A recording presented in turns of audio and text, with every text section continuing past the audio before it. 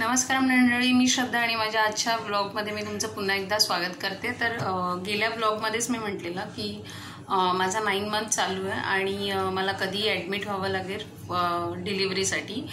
तर आजच मी माझ्या रूटीन चेकअपसाठी गेले, जसं की माझा मंडे असो रूटीन चेकअप, आणि मला सडनली डॉक्टरने सांगितलं चेक केल्यानंतर की आजच्या आज ॲडमिट व्हावं लागेल। आजच्या आज म्हणण्यापेक्षा आत्ताच।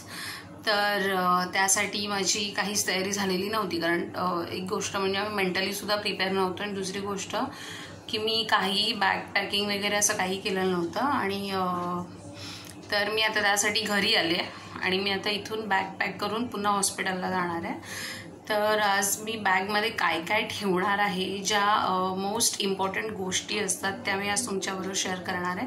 म्हणजे त्या आपण करतोच, पण एखादी गोष्ट राहू नये किंवा माझ्याकडूनही काही राहील, मला नाही माहीत आता, कारण माझी फर्स्ट डिलिव्हरी आणि मी सुद्धा कन्फ्यूज आहे। काही व्हिडिओज मी सुद्धा बघितल्यात काय आपल्या बॅगमध्ये ठेवायला हवेत, तर त्याच गोष्टी मी तुमच्याबरोबर शेअर करणार आहे। पण सगळ्यात पहिली गोष्ट म्हणजे बाकीच्या गोष्टी कधीही मिळतील, कशाही मिळतील, पण मेन इम्पॉर्टंट गोष्ट की तुमची हॉस्पिटलची फाईल, रिपोर्ट्स तुमच्या जवळ ठेवा, कारण त्याच्याशिवाय कुठलीच गोष्ट होणार नाही आहे, ना तुमचं ॲडमिशन होणार आहे ना पुढच्या प्रोसेस होणार आहेत। त्यामुळे तुम्ही त्याच्या अकॉर्डिंग सगळं प्लॅन करा आणि तुमची फाईल तुमच्याबरोबर ठेवा। तर आता मला लवकर जायचं आहे, त्यामुळे मी व्हिडिओ लेंदी करत नाही आहे, फक्त एक शॉर्टमध्ये मी तुम्हाला दाखवणार आहे की मी काय काय करते, आणि हा व्हिडिओ नंतरच अपलोड होणार आहे ऑब्व्हियसली, कारण आता मला लवकर जायचं आहे। तर मेन गोष्ट मी जसं म्हटलं की आधी तुम्ही लिस्ट बनवा की तुम्हाला काय काय भरायचं, आणि सगळ्यात प्रायोरिटीवर ठेवा तुमची हॉस्पिटलची फाईल। तर फाईलबरोबर आज मी काय काय गोष्टी पॅक करते हे बघण्यासाठी माझा व्हिडिओ पूर्ण बघा। जास्त मोठा नाही होणार आहे, पण पूर्ण बघा आणि आवडला तर नक्की लाईक करा। या सगळ्या वस्तू मी माझ्या बॅगमध्ये भरणार आहे। एक म्हणजे मी चादर घेतली आहे जी हॉस्पिटलमध्ये मला लागू शकेल, म्हणजे ती असतील ऑलरेडी, पण एक सेफर साईड मी घेऊन ठेवले। देन हे XXL पॅड आहेत जे डिलिव्हरीनंतर लागतात, तर त्याचं एकच पॅकेट मी घेतलं आहे सध्या।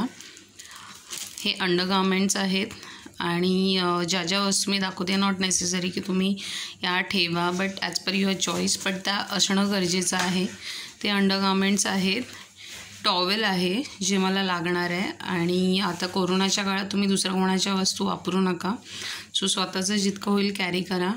हे आपले माझं हेअर रिमूव्हर आहे, तर ते सुद्धा मी ठेवलं आहे सोबत, कारण ऐन वेळेला धावपळीला कोणी असेल नसेल माहीत नाही, तर त्यासाठी तुम्हीसुद्धा या गोष्टी आधीच प्रिपेअर करा।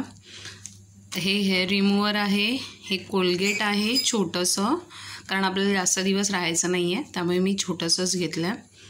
त्यानंतर सध्या कोरोनाचं पॅन्डेमिक सिच्युएशन आहे, त्यामुळे मास्क तुमच्याबरोबर ठेवा, हे मी 2 घेतले आहेत। देन हा एक नॅपकिन आहे, तो सुद्धा मी ठेवला आहे।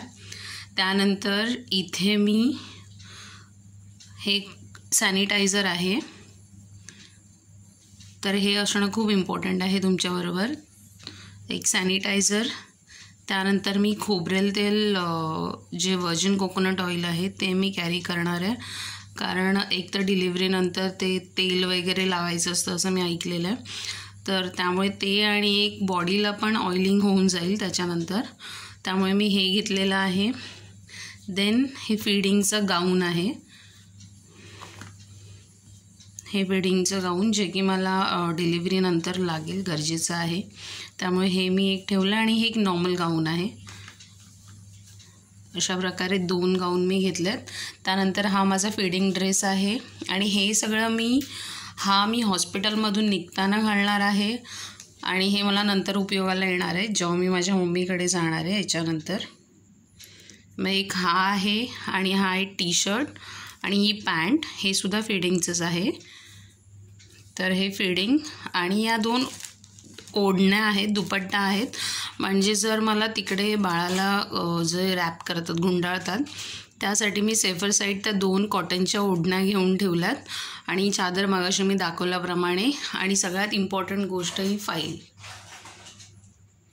ओके, तर अशा प्रकारे तुम्हाला वस्तू तुमच्यासोबत ठेवायच्यात। इथे माझं साबण राहिलं आहे आणि ब्रश राहिलं आहे, तर तो मी नंतर घेईन. आणि दुसरी गोष्ट, तुमचे महत्त्वाचे डॉक्युमेंट्स तुमच्यासोबत ठेवा. म्हणजे ऐन वेळेला लागणार आहे तुम्हाला ॲडमिशनसाठी तुमचं आधार कार्ड किंवा मॅरेज सर्टिफिकेट जे काही असेल तुमचं, ते सेफर साईड स्टँड बाय ठेवा तुमच्याकडे, जेणेकरून नंतर कोणाला धावपळ करायला नको.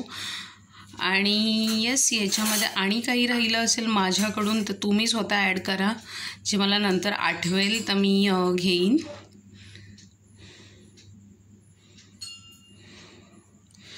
तर अशा प्रकारे मी माझी बॅग पॅक करणार आहे. आणि हां, मेन गोष्ट की माझं हे पाऊच जे मला नंतर लागणार आहे, ह्याच्यामध्ये एक कोंब वगैरे असणार आहे, जे की नॉर्मल असतं आपलं कॅरी करे, काजळ वगैरे, जे मला नंतर लागेल. हॉस्पिटलमध्ये त्याची काही गरज नाही आहे, पण मी हे ठेवून देणार आहे. तशा प्रकारे माझी पॅकिंग होणार आहे. ज्याच्यात काही राहिलं असेल मी पुन्हा सांगेन, तुम्ही ॲड करा. आणि माझा व्हिडिओ मी इथेच एंड करते.